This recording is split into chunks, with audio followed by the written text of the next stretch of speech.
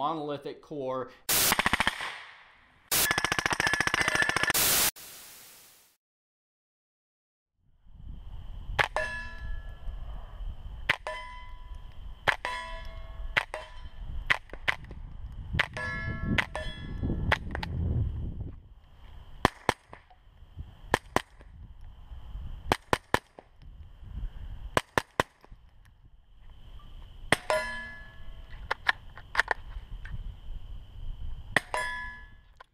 In today's video, we're going to take a look at the Switchback from SilencerCo.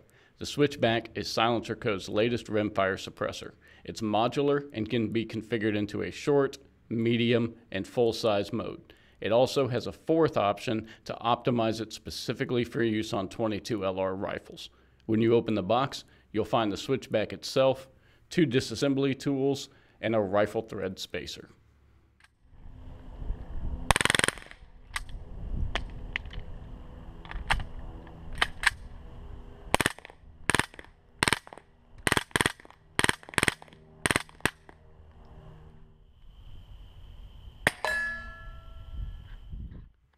While the Switchback primarily is a .22 long rifle can, it is rated all the way up to 5.7. So if you want to shoot something like .22 mag or 17 HMR through it, you absolutely can. Additionally, it's full auto rated for .22 long rifle. The Switchback has a titanium tube and stainless steel baffles. It's 1.07 inches in diameter. In the short configuration, shown here, it's 3.2 ounces and 2.5 inches long. In the medium, it brings it up to 4.3 ounces and 3.59 inches in length. In the full-size configuration, it's 6.5 ounces and 5.75 inches. It has a 1/2x28 direct thread mounting system, so it should screw right on to the vast majority of rimfire pistols and rifles.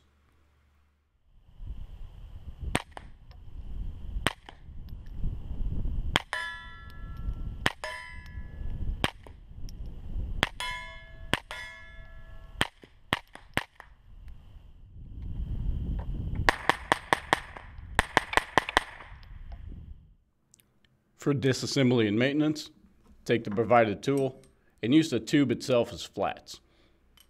That'll allow you to unscrew everything just in case they're on there really tight. In this case, we've pre-loosened it up already just to make things a little easier.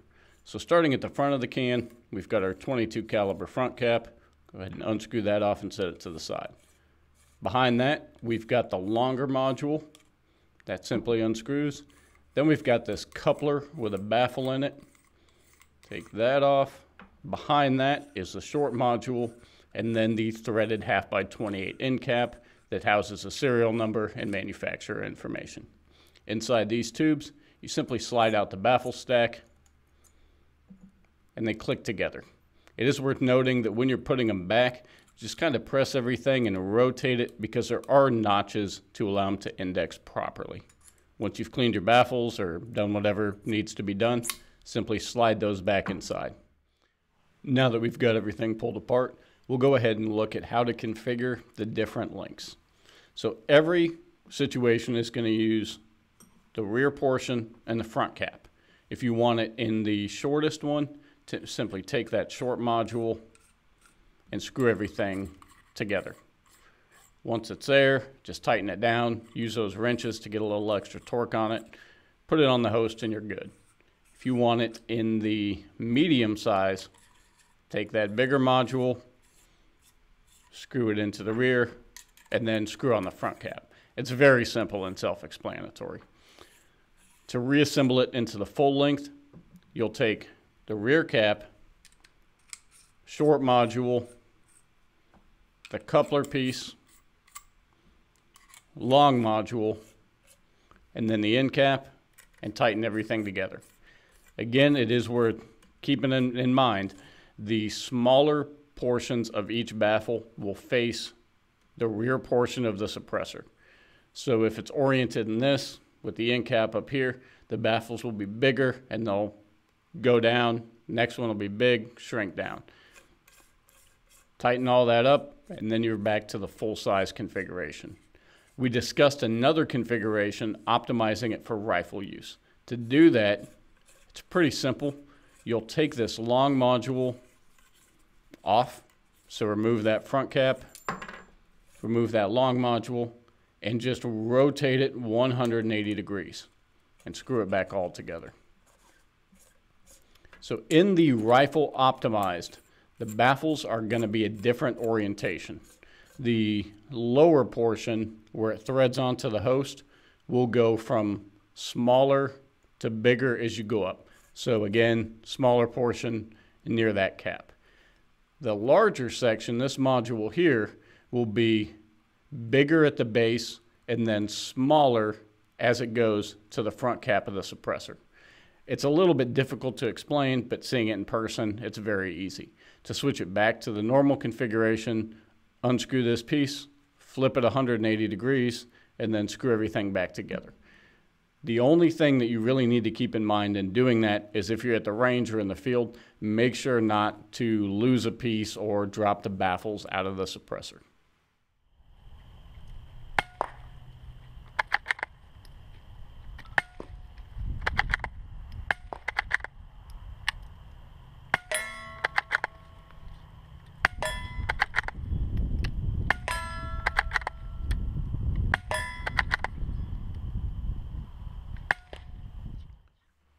Looking at decibel reduction, the Switchback had some very interesting and some very impressive numbers.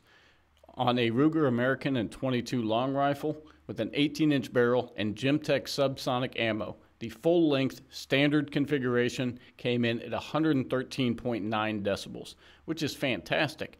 However, if you switch that longer module to put it in the rifle optimized configuration, that average was 107.2 decibels. Without that first round pop, it would have been even less. This puts it at one of, if not the quietest rimfire suppressors that we've ever tested. It sounds absolutely fantastic. You can hear the firing pin and spring when shooting it on a bolt gun. In the medium configuration, it's 3.5 inches long, but came in at 113.3 decibels, which is wonderful. It's half the size and performs better than many other suppressors on the market. And in just the little tiny 2.5 inch configuration, it was still very pleasant to shoot and came in at 118.0 decibels, which is great performance in a very, very small suppressor. For the pistol testing, we used a Ruger 2245 Light Mark III with Gemtech subsonic ammo again. In the full-length configuration, it was 113.5 decibels, which again is fantastic for a 22 long rifle suppressor. You probably shouldn't do this, and it's not recommended at all, but just out of curiosity, we wanted to see what the rifle optimized version sounded like, and it came in with an average of 122.0 decibels and a first round pop of just over 130 decibels. Definitely, if you're going to shoot it on a handgun, do not put it in the rifle optimized configuration. It still wasn't painful to shoot, but it didn't sound nearly as impressive. When we go to the medium length, it averaged 128.8 decibels, and it was a little loud, but certainly more than comfortable to shoot suppressed. In this 2.5 inch small configuration, it averaged just over 140 decibels, 140.8. In this configuration, it did take the edge off, but it was loud. The smallest configuration, I believe, is best suited on rifles and not on pistols. Pistol, just a standard, where the medium are fantastic. Rifle, everything across the board was great, and the rifle optimized was where it really, really shined.